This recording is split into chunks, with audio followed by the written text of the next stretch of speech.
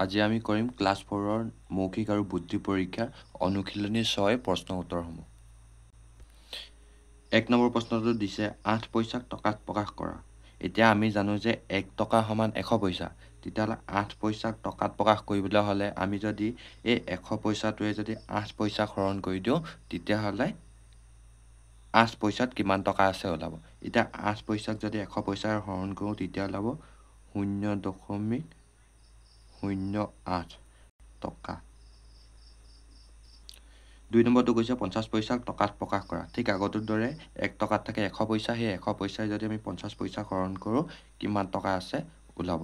এতিয়া 50 পইচাক যদি 100 পইচাৰে হৰণ কৰোঁ তেতিয়া ওলাব 0.50 টকা।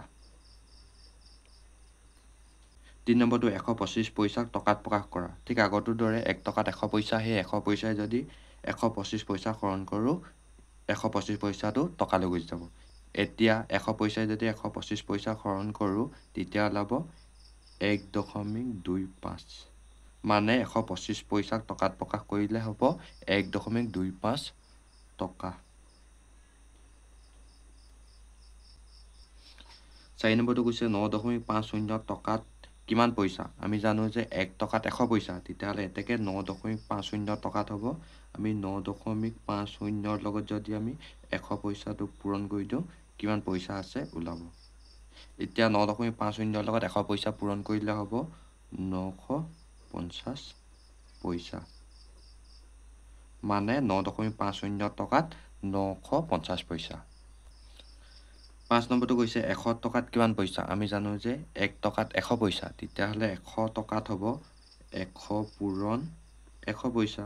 100ৰ লগত যদি আমি 100 পইচাটো পূৰণ কৰি দিওঁ তেতিয়াহ'লে 100 টকাত কিমান পইচা আছে ওলাব। এতিয়া 100ৰ লগত 100 পূৰণ কৰিলে হ'ব 10,000, মানে 100 টকাত 10,000 পইচা। 6 নম্বৰটো কৈছে 8 টকা 10 পইচাত কিমান পইচা।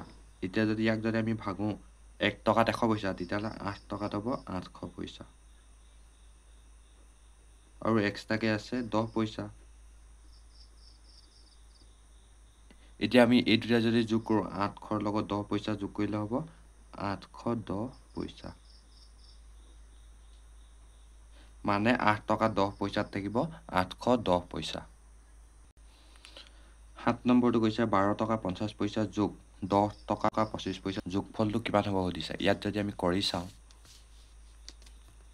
ইয়াত আমি পাতি কৰি চাম 12 টকা 50 পইচাৰ লগত আমি কি যোগ কৰিম 10 টকা 25 পইচা। টকাৰ তলত 10 টকা পাতিম 10 টকা, আৰু পইচাৰ তলত পইচা পাতিম 25 পইচা। এতিয়া এই দুইটা আমি যোগ কৰিম, পইচাই পইচা যোগ কৰিলে হ'ব পইচা।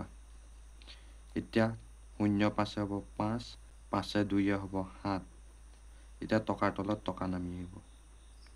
এতিয়া 12 হ'ব 22 টকা, মানে 12 টকা 50 পইচা আৰু 10 টকা 25 পইচা যোগ কৰিলে হ'ব 22 টকা 75 পইচা। কাৰণে আমি ইয়াত লিখি দিম 22 টকা 75 পইচা। 8 নম্বৰটো কৈছে 6.25 টকা যোগ 8 টকা যোগ 30 পইচা, এইকেইটা যদি যোগ কৰে যোগফলটো কিমান হ'ব ইয়াত সুধিছে। এতিয়া ইয়াত গোটেইকেইটা টকা আছে, তেতিয়াহ'লে এই 30 পইচাটোক আমি টকালৈ পৰিণত কৰি ল'ম। এতিয়া 30 পইচাক যদি 100 পইচা হৰণ কৰি দিওঁ তেতিয়াহ'লে ই যাবগৈ টকালৈ। এতিয়া 30 পইচাক 100 পইচাই হৰণ কৰিলে হ'ব 0.30 টকা। এতিয়া 30 পইচাটো ওলালে 0.30 টকা।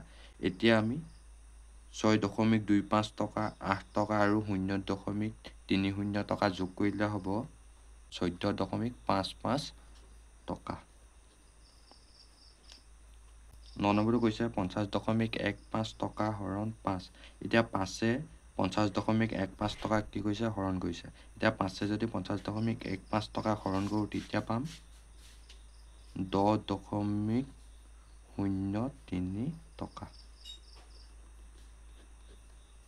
10 নম্বৰটো 9 টকাৰ পৰা 4.50 টকা বিয়োগ কৰিছে। ইয়াত বিয়োগফলটো আমি এনেদৰে উলিয়াম 9.00 টকাৰ পৰা কি কৰিম 4.50 টকাটো কি কৰিছে বিয়োগ কৰিছে সেইকাৰণে আমি ইয়াত বিয়োগ কৰিম টকাৰ পৰা টকা বিয়োগ কৰিলে হ'ব টকা শূন্যৰ পৰা শূন্য বিয়োগ কৰিলে হ'লে শূন্য ইয়াত থাকিব 10 10ৰ পৰা 5 গ'লে হ'ব 5 এতিয়া ইয়াৰ পৰা এক ভাগ কৰি লৈ যোৱাৰ কাৰণে ইয়াত থাকিলে 8 8ৰ পৰা 4 গ'লে হ'ব 4 তেতিয়াহ'লে 9 টকাৰ পৰা 4.5 টকা বিয়োগ কৰিলে হ'ব 4.50 টকা এতিয়া আমি ইয়াত লিখিম 4.50 টকা 11 নম্বৰটো দিছে 6.25 যোগ 3.50 টকা বিয়োগ 7.50 যোগ 1.25 টকা মানে এই দুটা যোগফলৰ পৰা এই দুয়োটাৰ যোগফলটো কি কৰিব লাগিব বিয়োগ কৰিব লাগিব এতিয়া 6.25ৰ লগত 3.50 যোগ কৰিলে হ'ব 9.75 আৰু টকাটো আছে কাৰণে আমি টকা পাতিম এতিয়া বিয়োগ চিন আছে বিয়োগ চিন পাতিছোঁ এতিয়া 7.50 লগত 1.25টো যোগ কৰিম 7.50 লগত 1.25 যোগ কৰিলে হ'ব 8.75 টকা এতিয়া আমি 9.75 টকাৰ পৰা 8.75 টকাটো বিয়োগ কৰিব লাগে এতিয়া আমি ইয়াত বিয়োগ কৰি দিছোঁ 9.75 টকাৰ পৰা কি কৰিম 8.75 টকাটো কি কৰিম আমি বিয়োগ কৰিম টকাৰ পৰা টকা বিয়োগ কৰিলে হ'ব টকা 75 পৰা 75 বিয়োগ কৰিলে হ'ব 0 দশমিকৰ তলত দশমিক 9 পৰা 8 গ'লে হ'ব 1 তেতিয়াহ'লে 9.75 টকাৰ পৰা 8.75 টকা বিয়োগ কৰিলে হ'ব 1 টকা সেইকাৰণে আমি ইয়াত পাতিম 1 টকা 12 নম্বৰটো কৈছে 100 টকা হ'বলৈ 20 টকীয়া নোট কেইখন লাগিব এতিয়া যদি আমি এই 20 টকাটোৱে যদি 100 টকা হৰণ কৰি দিওঁ তেতিয়াহ'লে 100 টকা হ'বলৈ 20 টকীয়া কেইখন নোট লাগিব ওলাব এতিয়া 20 যদি 100 টকা হৰণ কৰোঁ তেতিয়া ওলাব 5 মানে 100 টকা হ'বলৈ 20 টকীয়া নোট লাগিব 5খন ঠিক একেদৰে 100 টকা হ'বলৈ 10 টকীয়া নোট কিমানখন লাগিব সুধিছে এই 10 টকাটোৱে যদি আমি 100 টকাটো হৰণ কৰোঁ তেতিয়া যাব 10 বাৰ মানে 10 টকীয়া নোট 10খন লাগিব 100 টকা হ'বলৈ এতিয়া এনেকৈ লিখিম যে 100 টকা হ'বলৈ 10 টকীয়া নোট লাগিব 10খন ঠিক একেদৰে 100 টকা হ'বলৈ 5 টকীয়া নোট কেইখন লাগিব সুধিছে এতিয়া এই 5 টকাটোৱে যদি আমি 100 টকাটো হৰণ কৰি দিওঁ তেতিয়াহ'লে 5 টকীয়া নোট কিমানখন লাগিব 100 টকা হ'বলৈ ওলাব এতিয়া 5 টকাই যদি 100 টকা হৰণ কৰোঁ যাব 20 বাৰ মানে 5 টকীয়া নোট লাগিব 20খন 100 টকা হ'বলৈ একেদৰে 100 টকা হ'বলৈ 2 টকীয়া নোট কিমানখন লাগিব সুধিছে এতিয়া 2য়ে যদি 100 হৰণ কৰোঁ যাব 50 বাৰ মানে 100 টকা হ'বলৈ 2 টকীয়া নোট লাগিব 50খন 13 নম্বৰটো কৈছে 4 টকা 5 পইচা সমান কিমান হ'ব মানে আমি ইয়াত দেখুৱাব কৈছে যে 4 টকা 5 পইচাটো দশমিকত প্ৰকাশ কৰিলে কিমান টকা হ'ব ইয়াক যদি আমি কৰি চাওঁ যিহেতু এইটো টকাত প্ৰকাশ কৰিব কৈছে তেতিয়াহ'লে আমি এই পইচাটো প্ৰথমতে টকালৈ লৈ যাম এতিয়া টকাটো টকা ভাগে থৈ দিম 4 টকাটো 4 টকা ভাগে থৈ দিম আৰু 5 পইচাটোক আমি কি কৰিম টকালৈ পৰিৱৰ্তন কৰিম এতিয়া 1 টকাত থাকে 100 পইচা যদি সেই 5 পইচাটোক যদি 100 পইচাৰে হৰণ কৰি দিওঁ তেতিয়াহ'লে 5 পইচাটো যাব টকালৈ এতিয়া 4 টকাটো টকা ভাগে থৈ দিম এতিয়া 100য়ে 5ক হৰণ কৰিলে বাৰ যাব 0.05